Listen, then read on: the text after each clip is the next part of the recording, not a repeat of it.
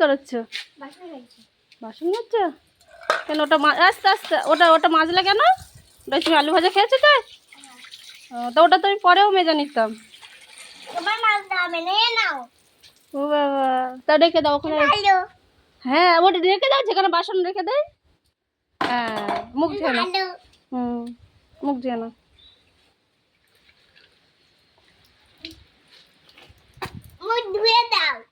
এরকম করো, এরকম করো।